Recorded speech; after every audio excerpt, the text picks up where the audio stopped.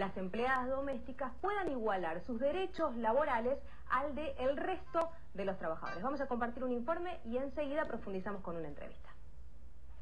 En el Día Internacional de la Mujer, la presidenta Cristina Fernández anunció un proyecto para que el personal de casas particulares cuente con los mismos derechos que el resto de los empleados en relación de dependencia, sin importar cuántas horas trabaje al mes.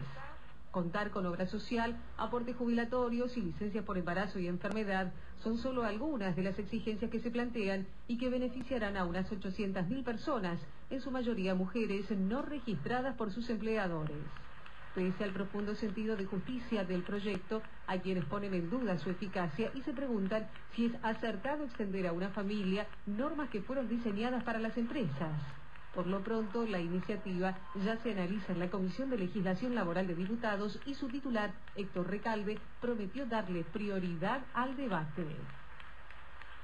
Tenemos la posibilidad de charlar con Carlos Brasesco. Él es apoderado de la Unión del Personal Civil o Auxiliar de Casas Particulares, lo que se llama habitualmente personal doméstico, pero es personal auxiliar de casas particulares. ¿Cómo le va, Brasesco? Buen día. Bien, buenos días y gracias por la oportunidad. Esta distinción hay que formularla porque a lo mejor alguna gente no entiende bien de qué se trata, ¿no? Sí, correcto, pero me parece atinado. En realidad es un personal auxiliar de casas particulares, sí, porque colabora en las familias y en los hogares, ¿no es cierto? ¿Qué beneficios trae esta situación, esta nueva situación, este nuevo proyecto?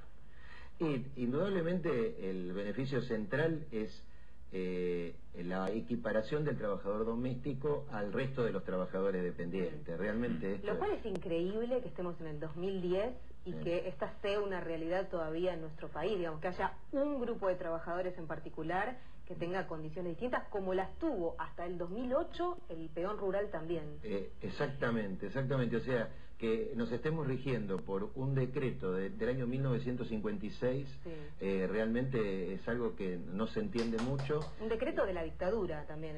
Aparte, un decreto de la dictadura y el decreto reglamentario de ese también de la dictadura. Sí. O sea, ¿qué cantidad de personal doméstico, auxiliar de casas particulares, vamos a empezar de nuevo, trabaja? Más o menos tienen ustedes.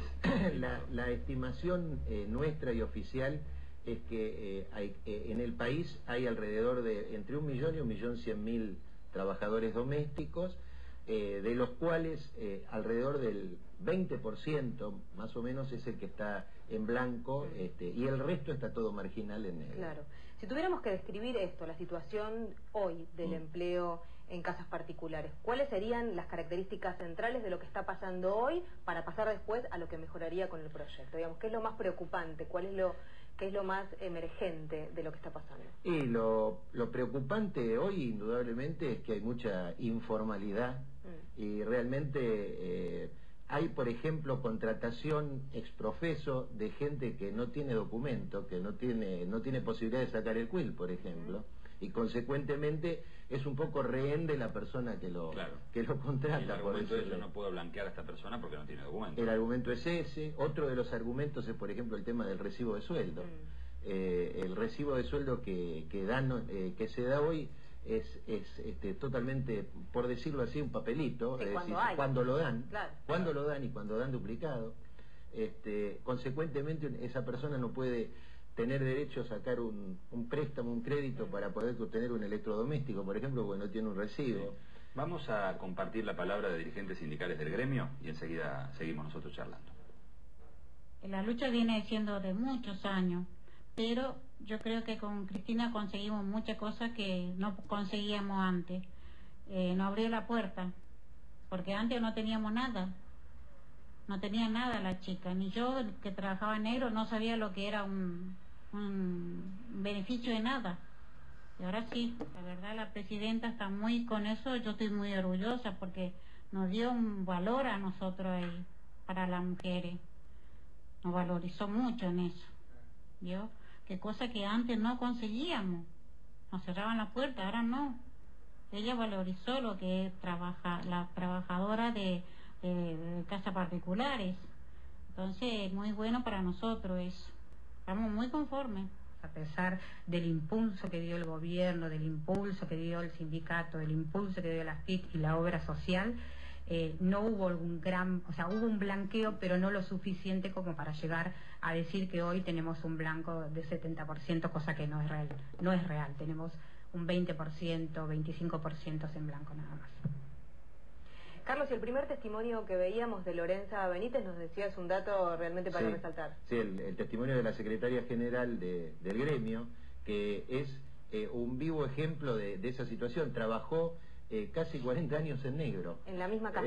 Claro, no estuvo blanqueada nunca. Y bueno, es un claro ejemplo y real ejemplo de la situación concretamente. Sí, y se va avanzando, recién decía Agustina lo de los peones rurales, ahora del personal de casas particulares, la cantidad de empleos que todavía están casi invisibles, los talleres clandestinos, bueno, los obreros golondrinos, los peones golondrinos, una cantidad de cosas que pasan en diferentes lugares. Este es un avance decisivo porque se ve. Exactamente, y lógicamente hay que tener en cuenta que el control en una casa de familia no es fácil, digamos, no es lo mismo ingresar a un establecimiento, a una empresa que... Claro. Y entonces lógicamente eso da un poquito de pie para que mantengan la marginalidad, ¿no? Que esperamos que ahora se revierta. Algunos detalles importantes del proyecto. Por ejemplo, se va a estar cubiertas estas personas por asignación familiar, lo cual es increíble que hasta hoy no estuvieran cubiertas. Sí, realmente yo diría, ese tema, por ejemplo, es muy importante. Una de las cosas que la señora de Gómez siempre vino pidiendo era la asignación familiar, el tema de maternidad realmente, ¿no es cierto? La licencia por maternidad, además. Claro, es decir, y la asignación consecuentemente para la trabajadora doméstica realmente es un tema muy importante. Otro tema muy importante son las licencias especiales. Sí. No es justo que fallece un familiar directo y no tengan derecho a irse 2 o 3 días a acompañar a ese ser querido, realmente que no esté contemplado eso. Ahora sí lo está, por ejemplo, ¿no? ¿Hay alguna estadística o alguna estimación de qué cantidad de personal de auxiliar es de origen extranjero y carece de documentación? Y principalmente en los países, en las provincias limítrofes, tenemos a países extranjeros tenemos bastante informalidad o de gente que cruza la frontera, y por caso Mendoza, por ejemplo, con Chile, por ejemplo, por caso otra provincia donde nosotros tenemos asentada filial y tenemos escuela de capacitación en Formosa, por ejemplo, que cruzan de Paraguay, por ejemplo, y en esos lugares hay bastante gente extranjera, diría... para hablar porcentualmente, un 20-25%. Son extranjeros. Sí. Otro dato que me llama la atención de este proyecto de ley es que se permite el trabajo de mujeres o de varones también de 16 a 18 años a condición de que quien las emplee garantice que terminen la escuela secundaria. Claro, muy importante. Es llamativo de todos modos pensar que alguien pueda trabajar desde tan chico en un empleo como con cama inclusive, pero me imagino que atiende a una realidad. De algunos chicos a lo mejor también. Claro, ¿no? Digo, pero me parece que atiende a una realidad. Debe ser que esto ocurre, que hay un montón de adolescentes que están trabajando en casa de otra familia. Sí, justamente nosotros en la escuela de capacitación hemos incorporado escuela primaria y secundaria. Y para que puedan terminar los que las que te la tenían incompleta, y realmente la cantidad de gente que se ha presentado es inmensa, y gente que está trabajando en casa de familia, lo cual es capacitarla y posibilitar que alterne en un hogar como corresponde y tenga conceptos básicos, que es muy importante, ¿no es cierto? Brasesco, le agradecemos y ojalá esto pueda seguir avanzando. Ojalá, les agradezco a ustedes y quiero sumarme a lo que dijo la secretaria general respecto de la iniciativa presidencial, realmente que nos parece muy plausible y esperemos que se concrete en el Congreso. Esperemos que tenga el apoyo que este tema necesita. Muchas gracias. Ojalá, gracias a ustedes. Vamos a irnos a la pausa y vamos a ver imágenes de Bariloche. Sí, dale, nos vamos. Debe estar muy lindo. Un poquito a Bariloche, dale.